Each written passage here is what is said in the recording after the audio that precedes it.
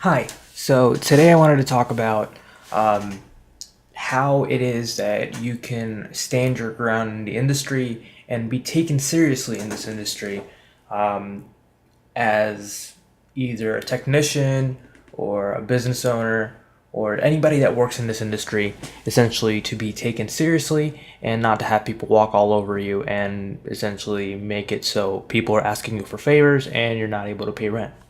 So, one thing I wanted to express is favors in the industry, which hear me out on this. So, with any job, whatever specialty trade that could be it whether you're an HVAC specialist or a plumber or a carpenter, even a technician in the computer science or computer engineering field, um, people are going to ask you what you do for a living. And when you tell them, like, hey, I'm pursuing a career in the computer science field, or I want to be a network administrator or something like that, first thing that's going to pop into their head is, oh, hey, I've got this computer and I'm having this issue with it. Can you help? Well, being the nice guy that I am, I typically try to answer their questions and things like that. But then what ends up happening is as soon as you answer that first question, that's what they're going to use to relate to you. Because the way friendship works is they're going to relate to you on a common cause.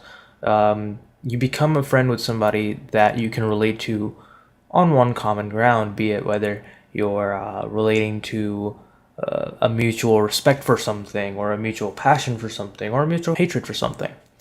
What happens is this person sees you as their tech friend now.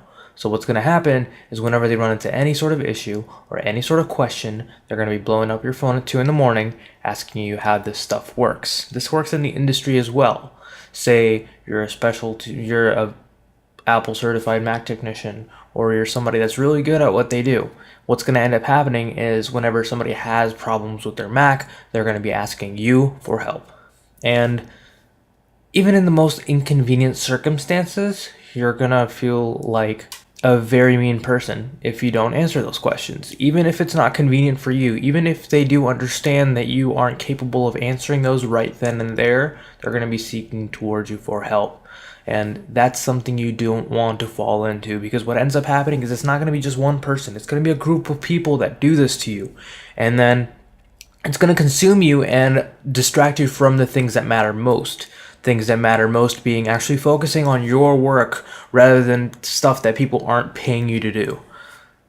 This is what translates into undervaluing your work, because if you're giving out free advice to people for absolutely no charge, and what you're doing is you're devaluing yourself as an individual. Because if you're a technician, if you're working consulting, or if you're a project manager or something of that sort, you charge for your time, for your expertise, and all the things that you've put into your work. You didn't just sit overnight and read a book on this kind of stuff. Typically, you're going to be the type of person that goes ahead and reads into this in their free time, that goes to bed every night reading up on Reddit, tech news, Engadget, The Verge, and you research on, and you actually do your own independent research. How do diodes and capacitors work? What boards work with what? What has Apple just recently come out with? What has Microsoft recently come out with?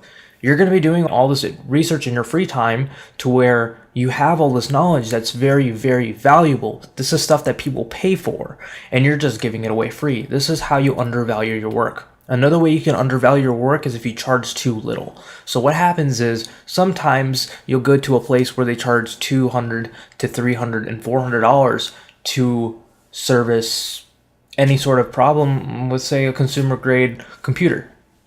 And that's putting a price on your expertise, not necessarily the repairs, because a lot of times, a lot of issues that you'll see in the field, even at the enterprise level, typically are going to be human error or software issues. Very, very little, or I would say at least 20 to 30% of the time, it's going to be hardware, and the rest of the time, it's going to be human error or software issues. And typically, it's going to take a person's expertise to correct those software and human error issues. So you're putting a price on that. What happens is either if you're giving that stuff away for free or very cheap labor, you're going to be undervalued, and people aren't going to take you as seriously as they would it had you charged a more reasonable price, or if you stand your ground. Now, you don't want to let people walk all over you, because what's going to happen is, like I said before, people are going to ask you for favors, people are going to ask you questions when it's inconvenient for you, and people are going to undervalue your work. This goes for any field. Same thing goes for plumbing. Same thing goes for HVAC. Same thing goes for carpenting. Because people want to do the stuff themselves. They don't want to pay for a professional to do it. But what's going to happen is people are going to attempt their own repairs. They're going to mess up those repairs. And then they're going to come bring it to you in a worse state than it would have been had you done the repair to begin with. You don't want to let people walk all over you, because what's going to happen is then you're going to have companies, say for example, if you own a repair business, you're going to have companies that come to you wanting you to repair their stuff that they couldn't fix themselves, and then they're going to ask you for a discount on those repairs that would have been easier to do and more profitable had somebody else just bring it to you, or if their clients would just bring it to you directly or mail it into you.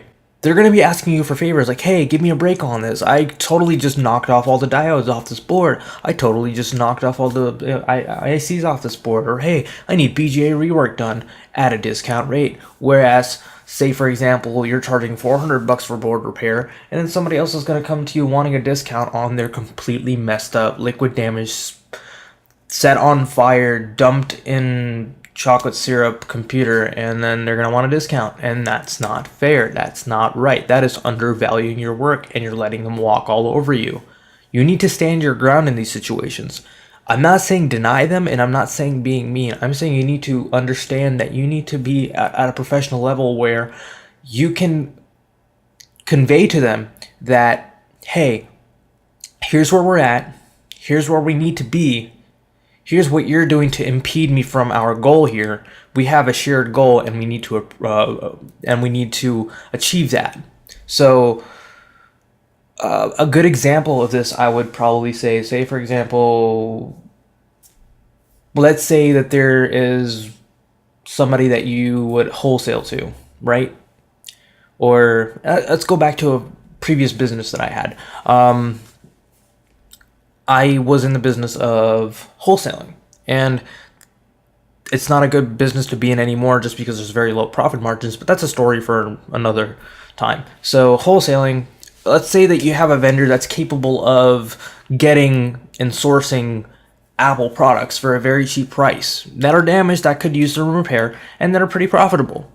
Let's also say that this person isn't telling you what the prices they're getting them for and who they're getting them from.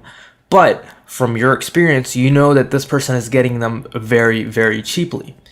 You also have access to get parts to repair this kind of thing. Now, you talk this guy up and you talk to him like, hey, I can definitely get you parts, and I can definitely provide you with repair services on the grounds that we can be able to communicate with one another and work things out. And they agree to this. Now, what ends up happening is this person is going to be asking you at very inconvenient times, I've got this question, I've got this other question, I need you to check on this for me, how much can you get this part for, can you get this part for me? And what you don't want to do is you don't want to let this person walk all over you, because what's going to happen is you're going to be giving them parts at cost to you. You're not going to be getting any benefit from this transaction. And then when you ask them, hey, I'm looking for a MacBook, or hey, I need this, and they're wanting to charge you $300 to $400 for something that's broken, and then it needs to be fixed and needs a $300 display assembly because you can't get screens only for them. You don't want that to happen, but you also don't want to be yelling at this guy. You need to stand your ground. You need to say, hey, I'm providing you with a very good source of parts that are A+ quality, straight from the vendors overseas, at cost, and I'm not making anything from it. What's going on here? How come you can't get me these things at cost, or even just a little bit profit? You're charging me over 200% of probably what you pay for, maybe even 100% of what you pay for. Or this guy might not even be getting him at a good deal at all. But this guy is charging me retail prices for stuff that he's wanting to fix or wants me to fix, and I'm not getting any benefit from it, but he's trying to take advantage. We do not want that to happen. So we lay it out. We tell him, hey, I'm providing you with this, and I need you to follow through on your side, or we cannot have this sort of business agreement. Why don't we want that? We don't want that because we don't want people walking all over us, because what happens is then you lose. If you stand your ground If this person doesn't understand that, this is not a person you want to be working with. Because if somebody isn't willing to take you seriously, they don't take themselves seriously, and they're not a good person to work with. While you might be thinking, hey, this guy's the plug though, he's gonna get me all the good parts, you don't want to fall into that trap. So what do? You just walk away from it. You find somebody else to work with, because there's plenty of people out there that'll be willing to get you what you need at a reasonable price that are rational people. You don't want to be working with deadbeats. And that's it. Hope you learned something from this.